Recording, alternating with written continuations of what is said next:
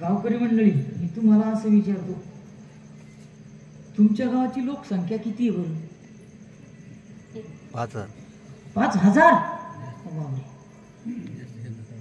5,000 पैकी कीर्तनले 5च जण ही बसेल.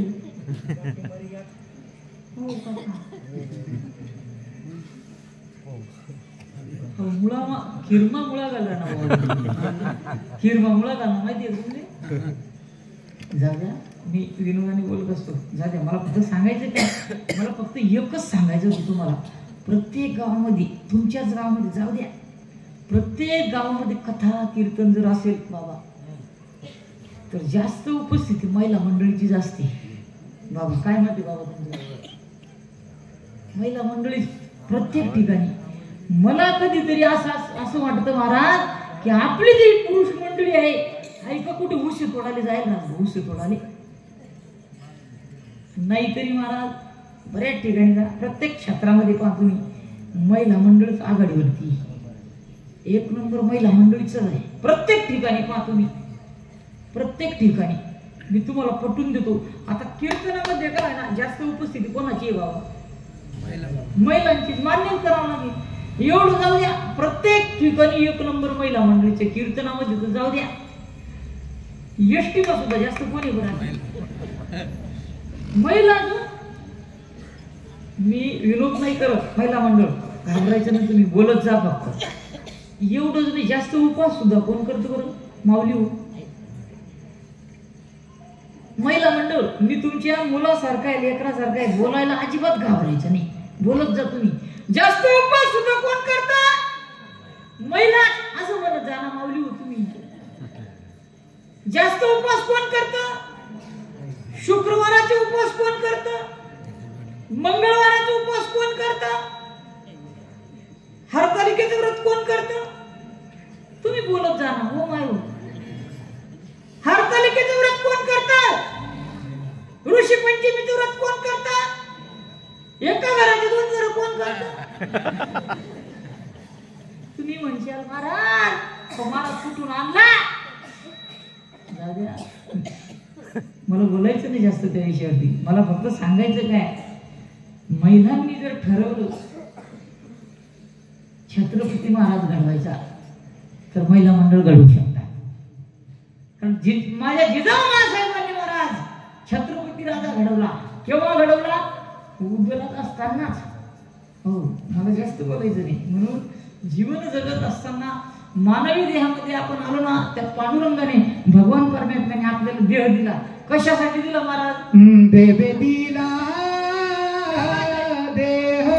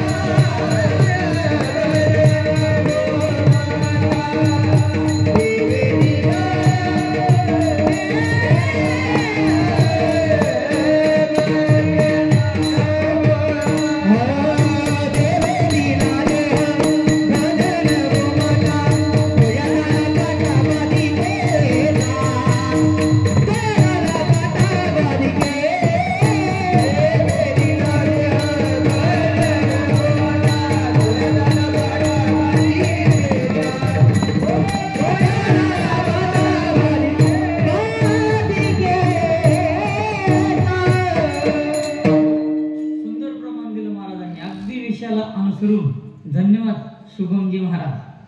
देवे दिला देह भजना गोमाता तोया झाला फाटा बाधिकेचा तोया झाला फाटा बाधिकेचा. हो देवी दिला देह भजना गोमाता तोया झाला फाटा बाधिकेचा. भगवान परमेश्वराने आपल्याला या मृत्यू लोकामध्ये मनुष्य देहामध्ये जन्माला घातलं. कशासाठी?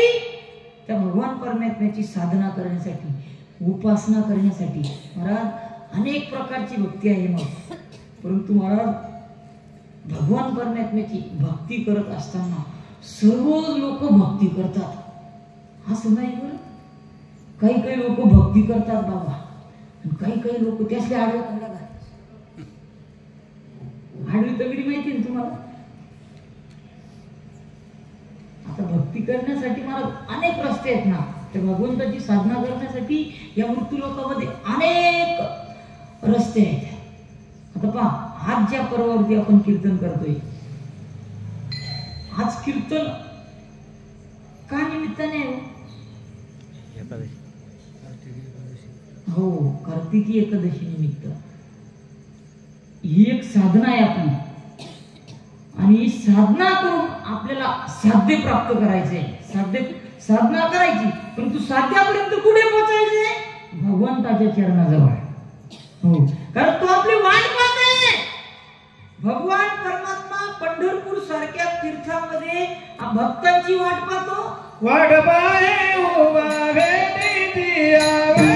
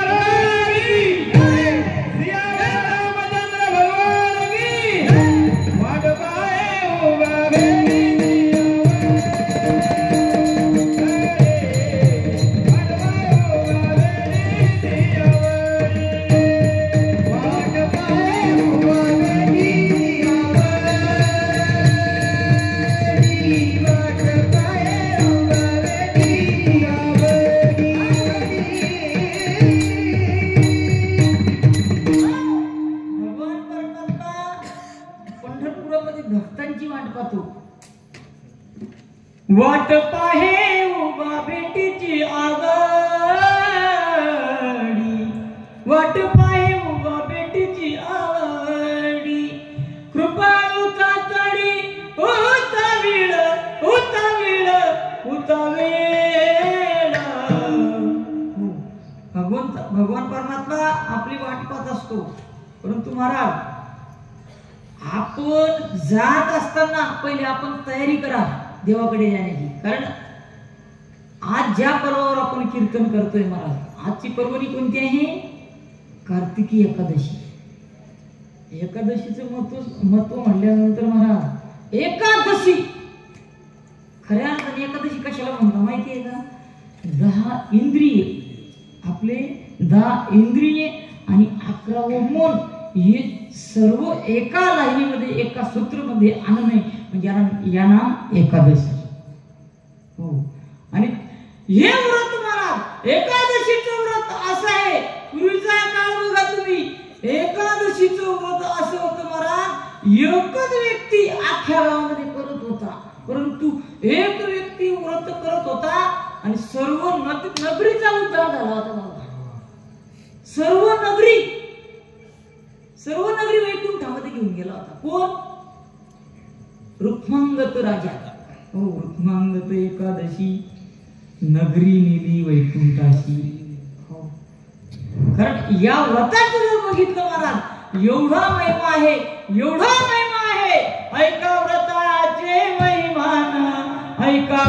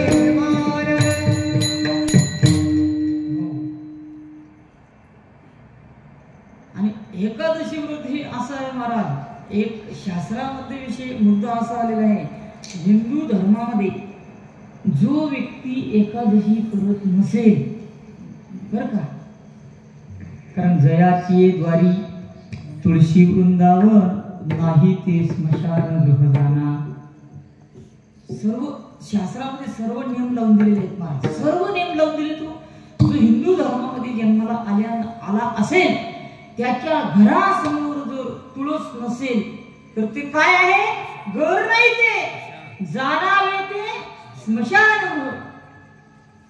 काय आहे ते स्मशान. लोकांचं नियम तो उलट झालेलं आहे. आज अलीकडचा काळ म्हणजे असं उलट झालेलं लोकांचं. काही लोक घरासमोर उद्धराचं जे साधन आहे ते नाही लावत,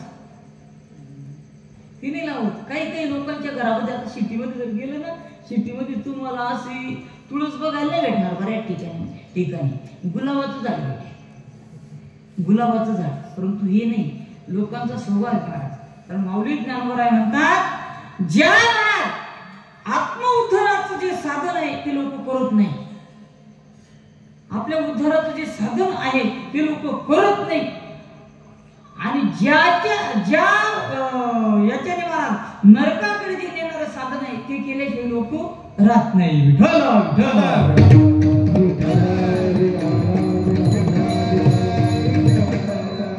आहे लोकांची भूमिका. ज्या गोष्टीपासून फायदा आहे तीच गोष्ट लोक करतात, ज्या गोष्टीपासून फायदा नाही ती गोष्ट लोक करत नाही. आता तुळस आहे आपल्या घरासमोर असते, प्रत्येक हिंदू धर्मामध्ये प्रत्येकाच्या घरासमोर असते. एखाद्या वेळेस बायचान्स नसली तर जाऊ द्या, परंतु मी तुम्हाला सांगून जातो लोक आज फायद्याकडे आहेत, फायद्याच्या मागे आहेत लोक. आता ही जी तुळस आहे, तुळस पासून आपल्याला काय फायदा आहे? काही फायदा नाही, म्हणून लोक लावत नाही. माऊली ज्ञानोबरांनी 750-750 वर्षापूर्वीच ज्ञानेश्वरी ग्रंथामध्ये दृष्टांत दिलेला आहे. कारण लोक फायद्यामागे पडतात. कारण तुळस जी आहे महाराज ती ही आत्मउद्धार करते, परंतु प्रत्यक्षात आपल्याला समोर लघुलोक तात्पुर फायदा नाही ना. माऊली ज्ञानोबा म्हणतात, तुळशीची या बुडा दुरुनी घाली ती शिंतोडा. लोकांचा स्वभाव होता, तुळशीची या बुडा दुरुनी घाली ती शिंतोडा, आणि द्राक्षाची या बुडा दुधाची होती ती. काय करतात लोक? हो, काही एवढे आळशी लोक बाबा, दररोज तुळशीला पाणी सुद्धा घालत नाही. आणि द्राक्षाचा बाग असतो त्याला काय टाकतात तुम्हाला सांगायलाच नको. तुमच्याकडे केळी आहे, तुम्हाला द्राक्षाचा काय अनुभव?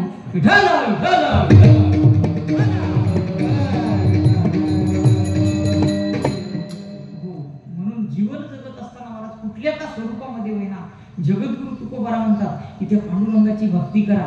मिळेल हा देह तुम्हाला तेवढ्यासाठी दिला. आणि या मृत्यू लोकांमध्ये आल्यानंतर मनुष्ययोनीमध्ये आपण जन्माला आलो. ज्या व्यक्तीने, ज्या माणसाने त्या प्रभू परमेश्वराची भक्ती केली नसेल तर अर्जुनाला गीता सांगत असताना भगवान परमेश्वराने सांगितलं, अर्जुना, जो व्यक्ती, जो माणूस मृत्यू लोकांमध्ये जन्माला गेला असेल त्याने जर माझी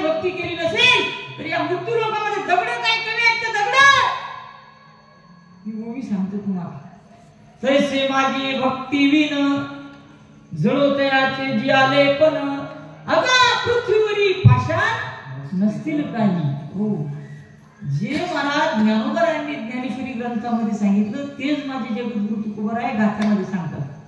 मातेची या खोळी दगड आला पोटात